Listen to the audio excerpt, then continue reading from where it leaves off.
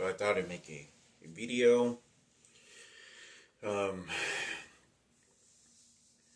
got a lot of studying done today. Not today, but over the last week. About 4 to 5 hours on average minimum. That's about average.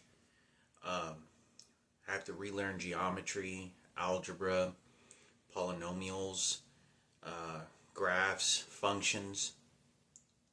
Polynomials are very difficult. And I have to readjust my notes because it also allows me to see how well I can function, my brain functions, because I have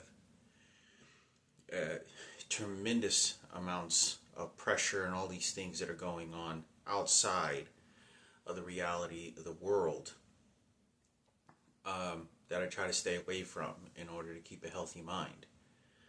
You know, the electronic devices and the psychology behind it, and you know, my health and really what's happening, and you know, the aging process. You know, I lost my life, my youth, and not to think any of that, and really just kind of retract back to when I was a kid, and I excelled in math. And so, you know, when I say excel, I could do the numbers faster than any of the other kids. And I recall like Richard Murphy being excelled in math, and Richard Murphy was in advanced math. But so much of how intelligent I believe you are is what your environment is. So if your environment is really good and you're really smart, then you have an opportunity. You could be a super genius and live in the ghettos and just live in a horrible environment, and you're just not going to be able to blossom because it's your environment. You have too much bad shit going on, and the basic of just trying to survive is just a necessity as opposed to be able to use your mind. You know, there was just, you know, when I go back into this, you know, I think about what I do remember in math, because I failed high school 3 consecutive years. And, you know, so I write my notes and what I can remember, and I have to narrow them down, because I'm going to go to the library or sometime before my GED test in a couple of weeks, and then I have to narrow them down again. Might take notes of the notes that I'm making so that I can help memorize them and then take the test, because even though I got a 142 on the test or 141 on the GED test, it may just because I have gotten that lucky to guess the answers, and it also because they gave me questions that were a little bit more easier when they were randomized. So the 46 questions that they give on the test, there's 2 parts. One is like the first 5 or 6 questions without a calculator. The rest you get to use a calculator. So the first part is the structural part. The structural part to be able to see if I'm able to understand how to actually apply the math. The second part is basic, you know, using the calculator, which is all part of the test.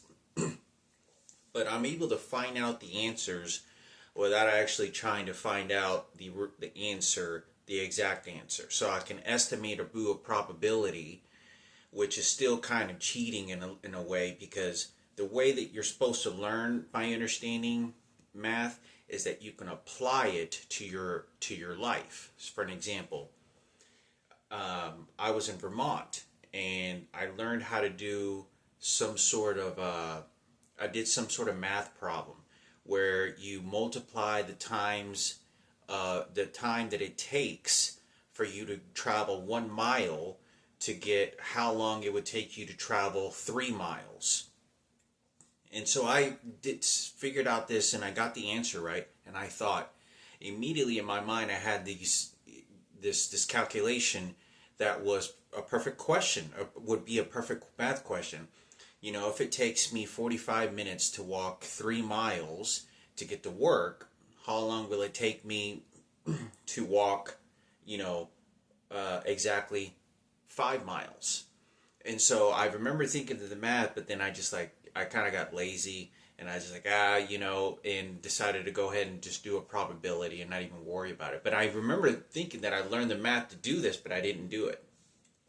Anyway, So, um, so I have to narrow down the questions, right? So, given the idea that they have all these questions that are 46, it's like 46 to 47 questions, they could this time, then when I take the test, they give me a whole bunch of, I just get randomized and I get selected to be picked out a whole bunch of difficult questions. And then I get worse. But I don't know, given the idea of whoever is distributing the test, could be, I don't know how they're designing it. So much of my life is under someone else's control and opinion and what they display, that it may not be like if I was just a regular person walking in to take a GED test. It could be, but I don't believe so. But anyway, so I'm going to be taking this GED test, and I take notes, and then I have to narrow them down to take notes of what I can remember, because I was studying for the last, up until about yesterday. I thought, or a couple days ago, after studying about 4 or 5 every single day, it's probably best for me to go ahead and just get enough where I can pass. And I remember the GED teacher when I was in class, uh, sort of symphony that he was doing, and he was trying to help me. But anyway, I remember him saying something like, if you just know enough of algebra, you're gonna need to know some algebra and a few graph questions, and you should do all right. If you're just looking to pass it, yeah, you should be okay to just pass it. And I was thinking, because when I'm studying this, I'm studying to see if I can score a 200. Because if you get like 100, a 145 is passing, a 160 is like some college credit, and then like a half a credit, you get like a 190 to 200, you get like some college credit. But that's not the reality. Okay, I'm 42 years old. I'm not trying to play, oh, okay, for me, it's, I need to get this successful and then move on from that, right? That's what's more important. But it does allow me to sort of exercise my brain, because I was studying, because I should be able to answer. So if they give me some really difficult questions like the polynomials, I'm more likely to have some structure to be able to answer it, as opposed to just completely just guess. And so anyway, I last couple of days I've been learning how to do the math part on the calculator, which helps speed things tremendously. I didn't use the calculator one time when I took the GED test. Maybe like once or twice, and I had no idea even how to use it. I just used like maybe adding and multiplication. I didn't use functions, fractions, graphs, any of that. So I just learned like 10 times more information about how to use a calculator, and it helps speed things up so that I have more time with each question to answer correctly. And so my math is kind of estimated to about, you get 120, 116, no, it's 115 minutes. I thought it was, one says 120, the other one says 150. So it's about 120 minutes. So I looked at the GED.com, said I think 115 minutes. So let's just say it's 120 minutes, okay? So that gives me about an average about 3 minutes to answer each question.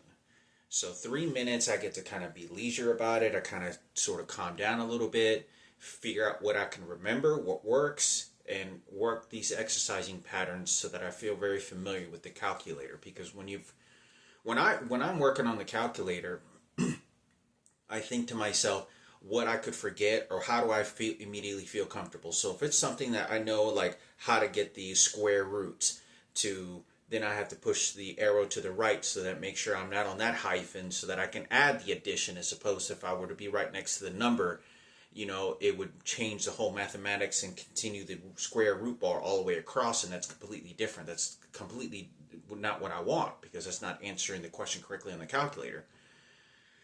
So I have to feel comfortable, very comfortable, so that, okay, well, I can estimate it and be very fast. So the faster that I can do that, the more time and more comfort I can relax and take a look at the question and see if I get it wrong or right and whatever I can get. But I have to just minimize at least that part of it, instead of, spending time. So I'm getting very familiar with that. So it should help me a lot. Um, I feel pretty confident that I could pass it, but like when it's randomized, I don't know if they're going to give me a bunch of hard questions, and they could. They could give me, I just happen to get the draw of a bunch of questions that make it a little bit more difficult, uh, and for that very reason. So, I was, when I'm going through this math, I try to, I think of elementary school, and I think of my own life, and I think of Frankie and what he went through. And I remember one time, there's another few things that I was thinking about Frankie, because I went to the dollar store and I saw this guy counting money, and he goes like this, like he was stealing money. So I wasn't going to talk about that. Anyway, I'm going to talk about that here in a second. So anyway, I think about math, and I remember Frankie being in his room, and he was sort of like crying, like, like I'm trying to get this, like, I'm trying to learn. And I remember walking, and I go open the door, and he was just sitting there in the middle of his room, like, and he said, it's so difficult, Mom. And he was telling my mother, it's difficult. And it makes me think of the behavior that Frankie was going through. I can tell you this from my own reflection of what I'm going through and what I went through the last 15 years. There's no way that Frankie had any kind of normal childhood. I mean, besides him, of everything that happened, you have way too many people that put so much shit onto you. You are literally like a walking dog to be trained to do the most horrific things to really fuck your brain up. Your understanding of how life is completely rewired in a horrific way. And this is what makes it gets me generated to be very angry. Because I know the total outcome of the circumstances isn't what I, retaliation and, revenge and all that kind of shit.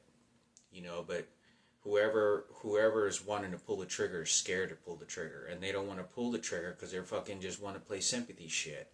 You have to find somebody that's willing to pull the trigger. I know that sounds horrific. The executioners, the judges, the veterans. You have to find somebody that's willing to pull the trigger and feel comfortable with it, because you then feel sorry for them, and some of them end up getting fucked up. But to have some sort of justice, because you're just going to keep the people that, in my opinion, I know exactly what happened. There's nothing that I can do. It's completely out of my hands. So anyway, and it makes me think of how Frankie used to, like, when we'd walk into the door and he'd have his backpack on, and I look at some of his high school pictures, and it kind of scares me. I remember seeing some of his high school pictures, and I can tell he's being trained.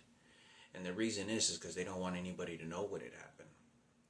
And, I'm pretty analytical, because I had Frankie pretty mapped out on his routine. Like, I knew where he kept his money. I knew that he had a little box, like he was real neat, organized as well. He was neat. I remember he used to have this, how they give you a little square box when you're like in first grade, and you put in your desk. Where he had one of those, and he's where he kept his money. And Frankie he saved his money. He was good at saving his money. Frankie didn't blow his money off. He learned how to save money and learned to only spend when he wanted to spend money. He knew that. He learned that. And I remember that. So he saved up all his money to buy a PlayStation, to save up all his money to buy, a Sega controller. He saved up all his money, and he was very careful. He was very moderate with his money. And he never, he was content with what he had. And it would make sense because he was locked up in his room so often that he began to really understand that just, simply watching TV and watching cartoons and having a laugh or something was perfectly okay, which was fine. But he didn't really venture off into the world. So, he he was very moderate with his money. So, and very forth-keeping. You know, he didn't particularly, he just, what he needed was fine. It's his money's good right there. It's fine right there. And um and so, you know, when I think about these circumstances of everything kind of, you know, the circumstances of, you know, my mother and, you know, because I believe Frankie is in a debilitated state. I just, there, maybe it is a surprise, but I have like just a hunch, you know, that something went bad, because that's why the separation happened, because of what I saw with my mother, and it wasn't her fault. You don't understand. My mother is being trained just as well as Frankie is, because it's all about Michael Jackson. Dispose of your kid. Let me do whatever the fuck I want to do to your kid. This is about Ken Cooper and Sarah Cooper, you know, hip hop station. Oh, dreams come true for us is just keeping it white because we're with the blacks and their racism. You know, oh, I just get this opportunity. Oh, it's just, this is what I mean. It doesn't change. We're just being, my family, immediate family is being ripped apart and guttered. Now, it is too late. At 42 years old, of me having this conversation just tells you how worthless we were. And so much of this that you're not going to even hear about because nobody cares. Remember, if you don't have anybody that cares and listens, your life is worthless. You go to hell, you go to whatever you think you're going to go to, whatever, doesn't matter. You're just used for, like an animal, basic resources for survival, like material into the world. Like you use coal, gravel, sand, you know, ocean water, whatever it is, you're just material to the world. You're physical material, you don't have a soul. Souls and spirits don't exist in human beings. You just become resources, a piece of meat. You kill the animal, you eat the meat, and you just throw the rest away and give it some bullshit. And it sounds horrible, and that's what human beings do sometimes. So, but you know, as far as when it goes to this circumstances, I know that when Frankie, because when I was about 15 years old, I was about 14 years old. I remember Frankie having, you know, buying food. So when Frankie bought food, I immediately knew he was spending his money. Like, I was very monitor of that, and not that I wanted. This wasn't a power control for me. It was just like, okay, so he spent money, you know, because none of us had money, and we didn't get paid to cut the grass. And so he was the older kid. So Frankie, I noticed that he wasn't working and he had, you know, money to buy Subway. And I remember doing this where he had access to my dad's credit card. And I remember him withdrawing a little bit of money. So there was occasional times that I see him bring Subway food in.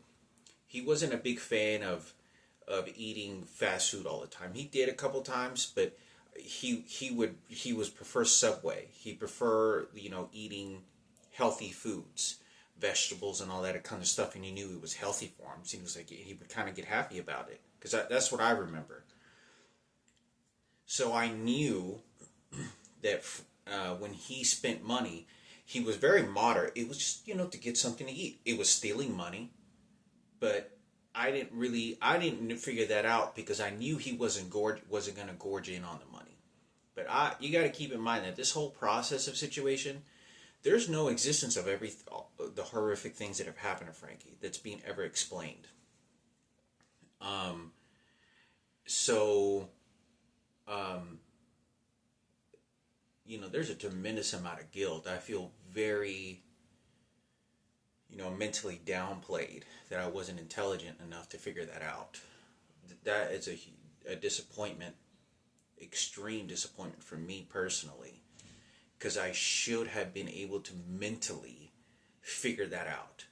You know, but I have been groomed, and the time and efforts at that very age where, you know, you want to be physical active, you're trying to be successful, you're competing with your friends, the way that I'm being sort of groomed.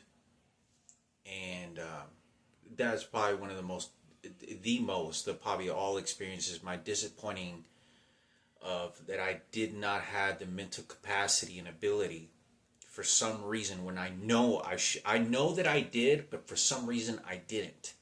And it wasn't out of selfish greed. It really wasn't. And that's what other people are thinking of. It wasn't because, but who the hell can you trust, right? You know, stories change down the road, don't they? And but why I wasn't able to figure that out, I should have said this, immediately, when my dad died, you know, but I believe that it was me being groomed. I do, because not only am I bringing this shit up, my mother's not saying anything. Who do I go to, even to begin with? Who do I go to that if it was even as intense as it was, I began saying, when I was real comfortable around Richard Murphy or John Murphy, hey, guess what? My brother got raped a bunch of times and all this other shit. What do you think we should gonna do? Because I didn't know that, they were gay. How did that offend them at that age? So I really didn't have anybody to go to, especially when it's so horrific like that. In fact, I remember being around Robert Zarate, Anthony, Nick Herrera, and John Basili. I remember them all saying, hey, Hector, you got a lot of problems in your family. You got a lot of problems in your life. So it made it seem like I was leeching onto them. So even when I developed sort of these mental, developments, the doors kind of shut down on me. But less likely to go any further past that. So, but I really don't have anybody to go to, neither does Frankie. I can tell you this right now, from what I experienced in that house with Frankie, watching him come home from school, walking home, his homework, whatever it was, what they did to Frankie it was horrifically training him. How to be confident and all this, because what is happening to him, Frankie does not,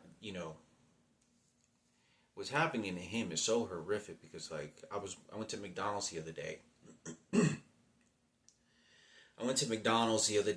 And with my mother, and I remember I drew pictures of this, and I remember playing in the playground with Frankie. We were running through the tunnels, and then we jumped in the ball pit, and the smell began to arise, and it was a very powerful stench. I mean, it was like, obviously because it was isolated. Now, I don't know if there was extra fluid. I don't know the physical anatomy about what happens to a child when an adult is raping the child, and you begin exercising, and you begin moving, and because the physical rectum has been stretched out by a large object, which is unfortunate, but is not supposed to be happening by these sexual predators, how that physically, the tears, right? Now, police officers and medical officers understand what those tears are medically, like, whatever medication, what happens over periods of time, physical, they all know those symptoms, right? So when a kid starts exercising, and it smells like, I remember walking out of the playground very distinctively, because the smell was so powerful. I couldn't go into the playground. Like, I remember into the tunnels or because I was like, I was like, what the? It was a stench. You couldn't even breathe. And it wasn't like, it was, the times that I smelled, which is very stenchful, but this was like where there's no ventilation, and it was just like, holy smokes, like, this can't be good. Like, and I watched Frankie's reaction. I'm in the ball pit, and he's sort of just sinking into the ball pit, and he's kind of how normal he's acting. So he begins to function as happy time, including the smell with him. Happy time, I am just being a kid at that mental state of mind. How does that development process then to develop something else? You're likely to develop a new monster and more problems. This is why it pisses me off, because Miguel, what he did and his wife is they ruined my fucking family. And there was Michael Jackson got into the picture, and then he's just every fucking body. And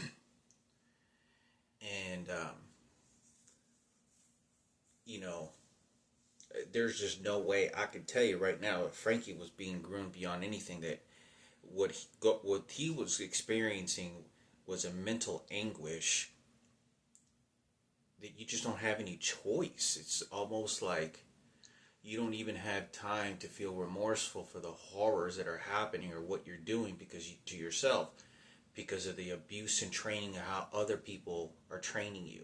Oh, it's okay. You're just one of the gays. You're just one of us. Oh, yeah. You just straighten up a little bit. You're okay, Frankie. They don't care. They just think that this is... Frankie's never talking about the other 9 people. They just think about this one guy that did it. And there's 9 other guys, 10 other people. And I'm telling you right now that I remember seeing Miguel.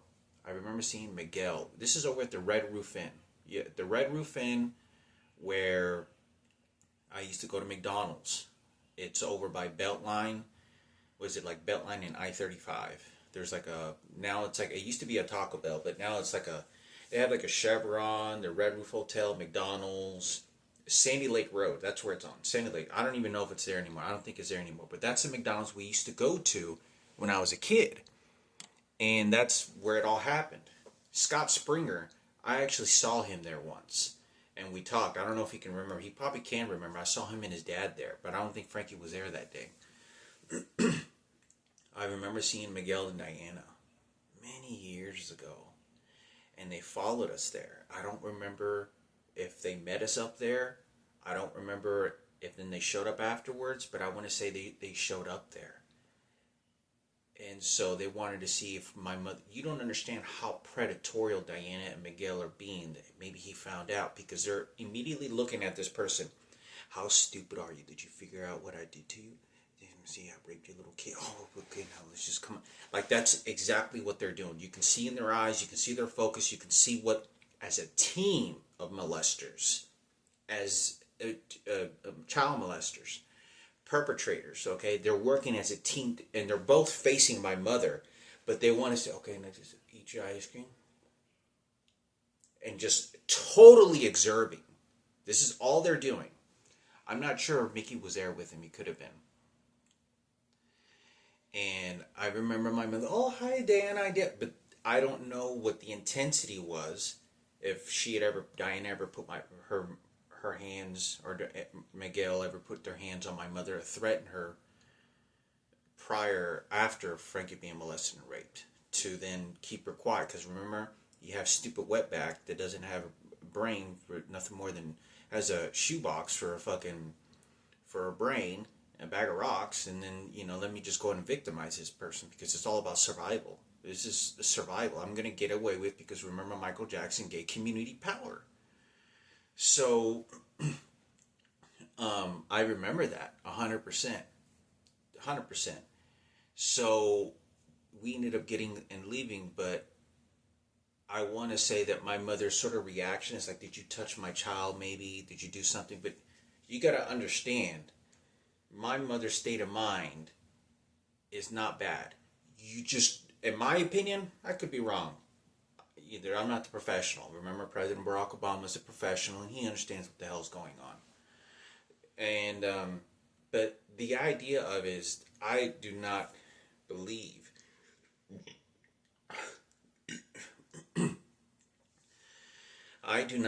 that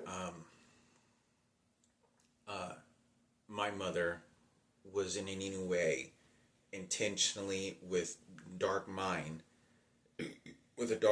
to harm Frankie. You have no choice. I can tell by observing my mother, you don't have a choice.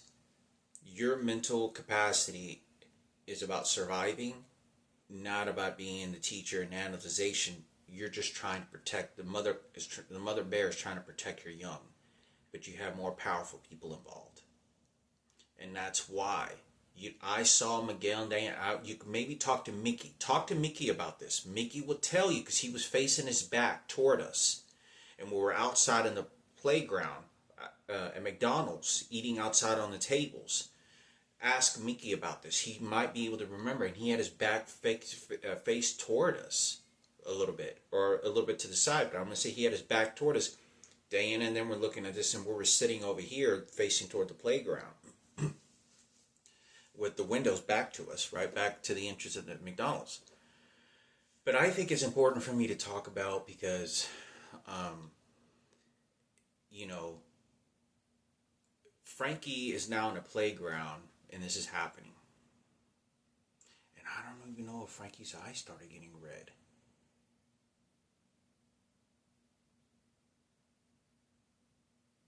And then he goes back into the playground to hide. And then Miguel's just sitting there very calm, real muscular, like, I'm trying to feel sad because what I did. Gay community Michael Jackson. You know, just like everyone else did the last 15 fucking years. And you know, I want to say I looked at my mother because there's no understanding. You got to say, when I'm looking at my mother, I'm looking at her eyes turn red. I'm like, okay, what the fuck happened? I got to figure shit out. And it's very hard because what had happened when I saw it with Frankie, not only I was so young, but it was like just a very quick glimpse, like sort of very quick flashes and glimpses that I could remember, and that was it.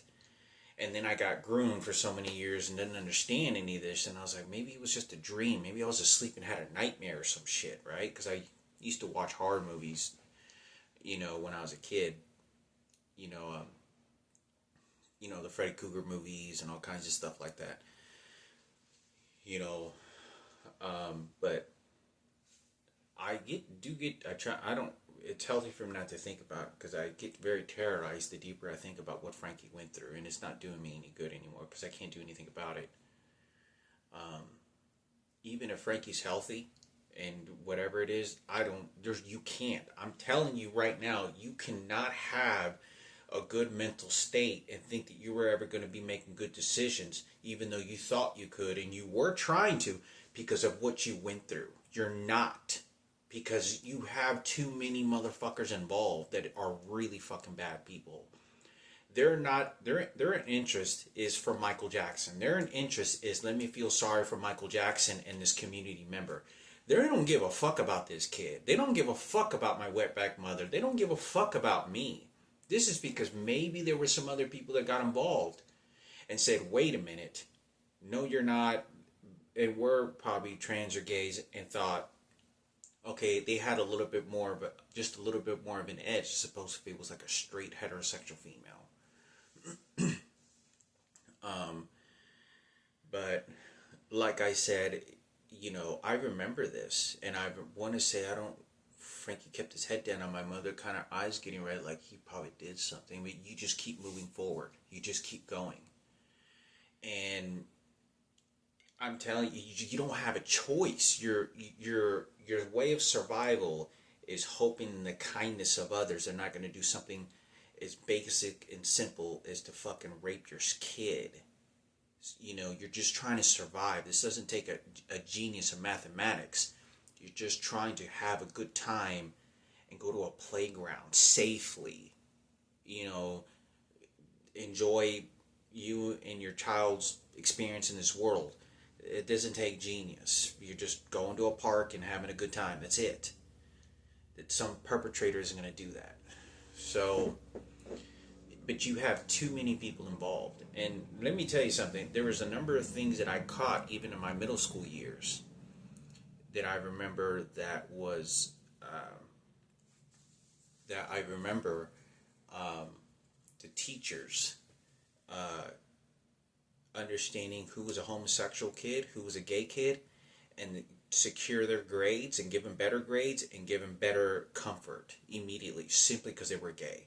And I understood some of this when some of them were like really flamboyant teachers. And specifically, I remember in middle school, summer school. I was in summer school at Ted Polk, and I noticed that they knew I was around Richard, and I knew they were noticed around some other guys, and I remember this very distinctively, that they knew I was straight, they knew these were gay over here. Let's put the lenience and power and let's put the direct authority over the straight kid. And I remember this very distinctively. This is it's entailing. You don't understand the entailment of this. This is happening to me in middle school. You know how like everyone around me tries to take on my mother personality, tries to take on Frankie's personality, and then I feel emotions for him. I feel emotions for him. That's what they were all doing 10 years after the molestation because of what's happening to Frankie. Coach Burns and Coach Sullivan.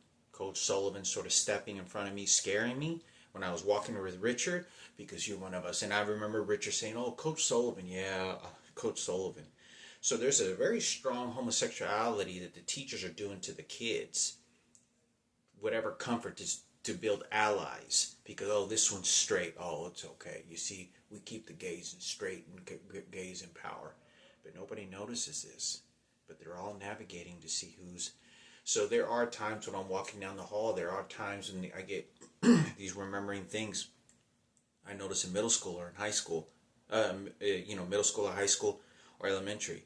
Where they'll immediately, something will be in front of me and they'll look like this and be like, and it's to show me that there is a level of authority in an individual that is in charge. Everything's safe, but it isn't. It isn't safe. So I think it's important for me to talk about. It scares me. It scares me to what Frankie's going through. It does, like mentally, because it happened. You know, you don't understand how aggressive these guys are big. Okay, like if I were to get into a physical fight with some of these guys, many of them would probably whip my ass. They would outpower me. Now, if I was 25 years old and I got in a physical fight, I'd have a good chance of winning, a decent chance of winning a fight, or physical fight, a real fight. But there's Frankie. You know, these guys are quickly overpowering and scaring Frankie. And you don't understand that my mother's always observed as, you're not very intelligent, you're stupid, I know your uneducated ability compared to my educated ability, plus community support. So anyway, I thought I'd make a video on this. I know this kind of led to my GED, but I sort of go through this and I think to myself, what other structural ways could you justify Frankie because of Michael Jackson? You know, because even though he disappeared, it doesn't change the fact everyone's going to have their own motives, and they're going to continue doing that because they just feel emotions for, emotions again, to feel emotions because they were the hero again.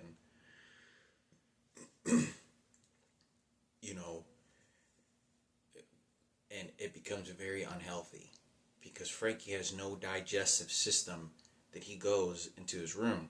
When he comes home from school, no friends. And any friends that he associates with is only Mickey. So that means they can keep that all information right in his box. They can keep all that information in his room and then train him. Because all this information is literally talking within the gay community and transgender. They navigate this information to all one another and be like, okay, he's just being a good boy. He's in his closet. He's in his room. So Frankie then has no ability to then express himself. Regardless of the personality, he's very likely to be excluded because if a little kid gets very comfortable with some friends, how likely is for him to be able to socially understand that he can talk to someone? So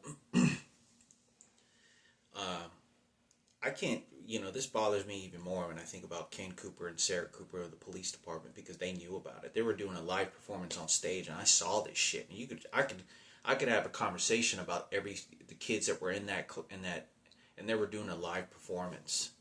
And I remember that. I remember very distinctively the female police officer. You could tell by looking at her, she didn't know what had happened.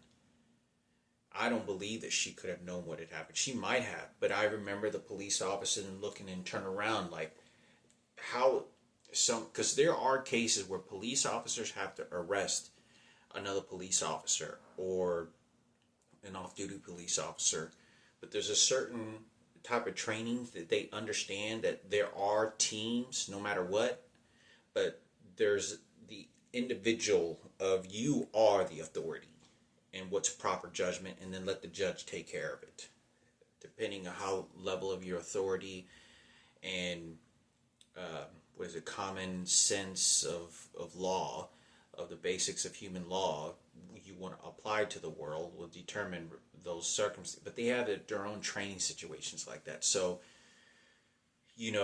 I don't believe that they did. I don't believe that this woman did. I mean, she was kind of like a dirty blonde hair girl to a brunette. I think she was a brunette, like sort of mid to light colored brunette.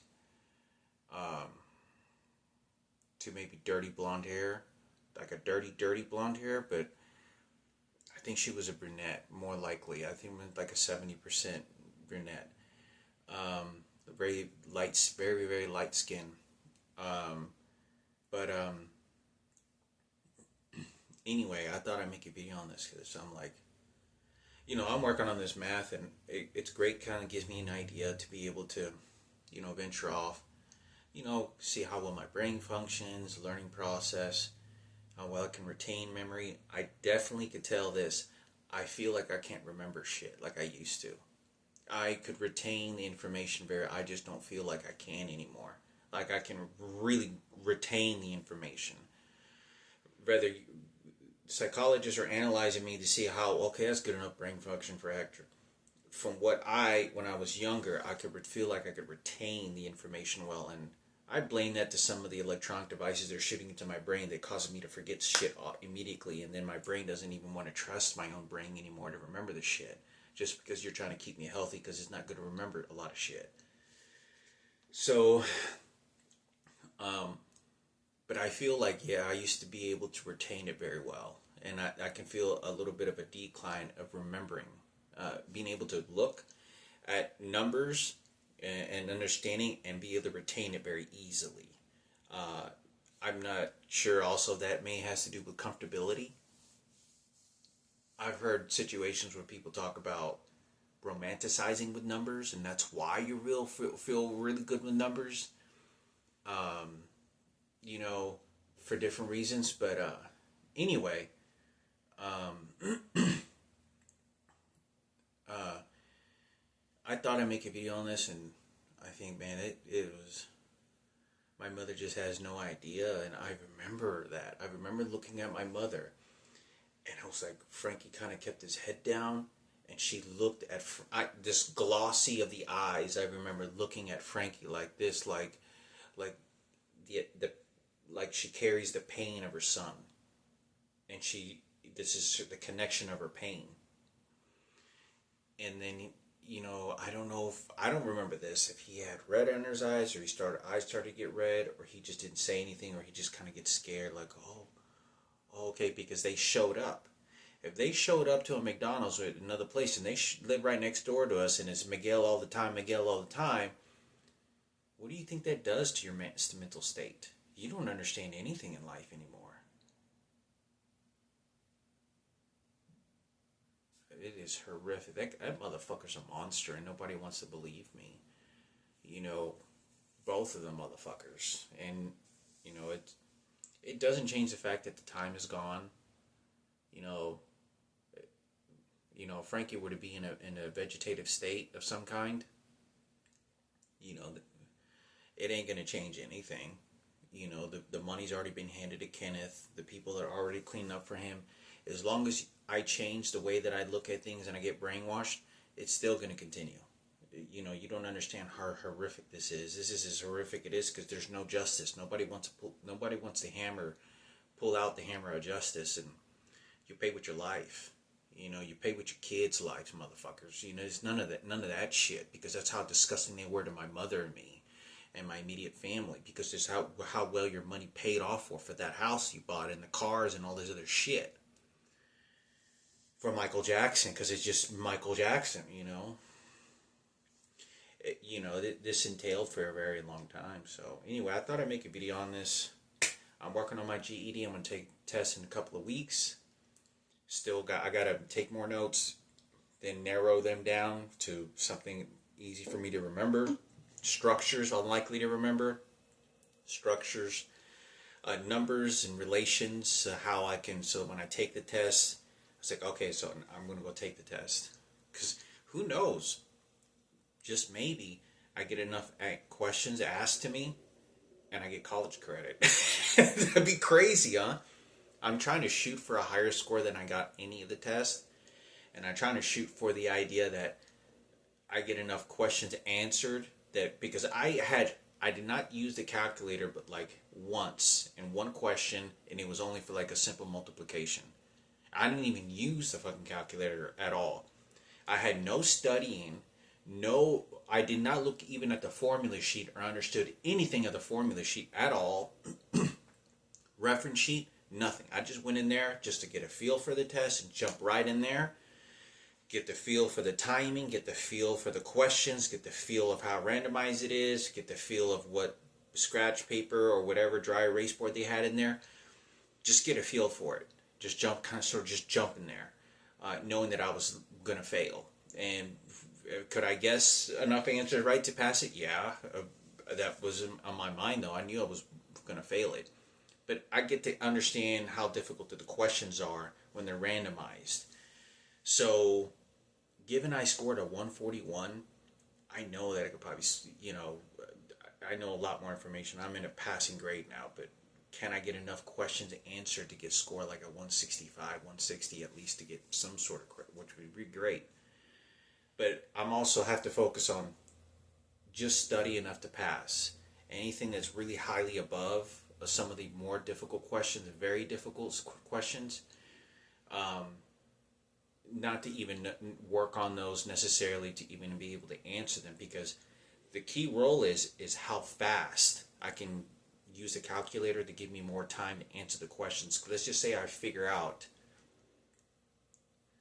because for me to be able to remember all the different patterns to how to solve the question, is very unlikely that I'm going to remember every single one of them, right? Because a 200 is perfect.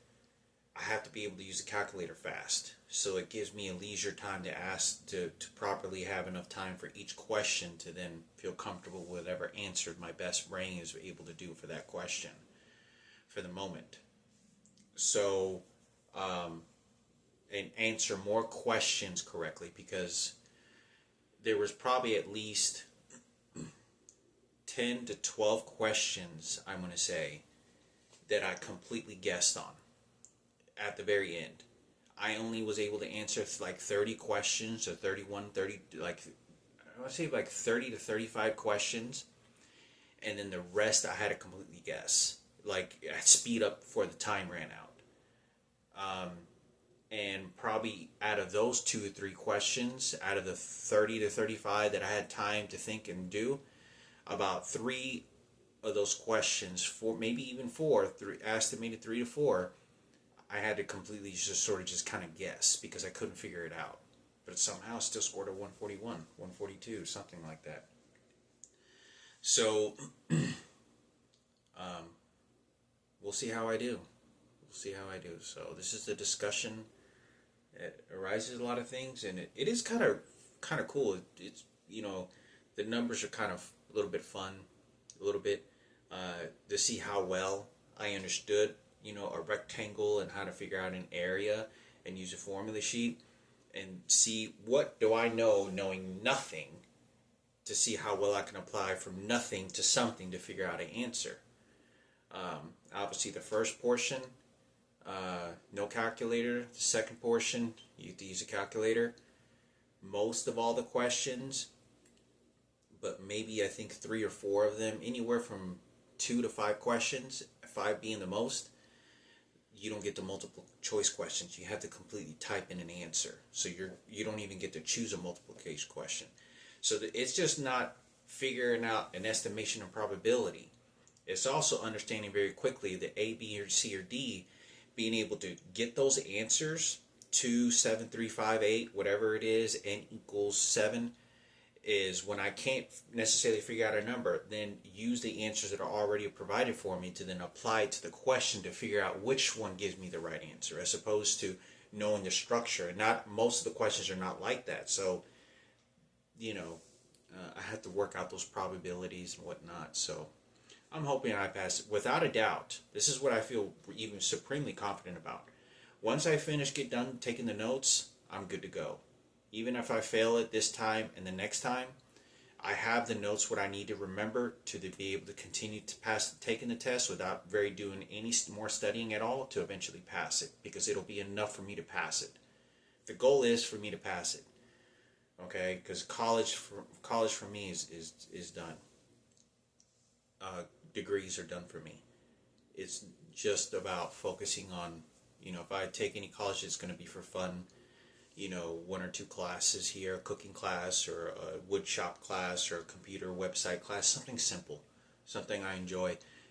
5 weeks, 3 weeks, whatever it may be, and do something. There's so many different things out there. So anyway, thought I'd make a video on this, and we'll see how it goes. Yeah, we'll see how it goes.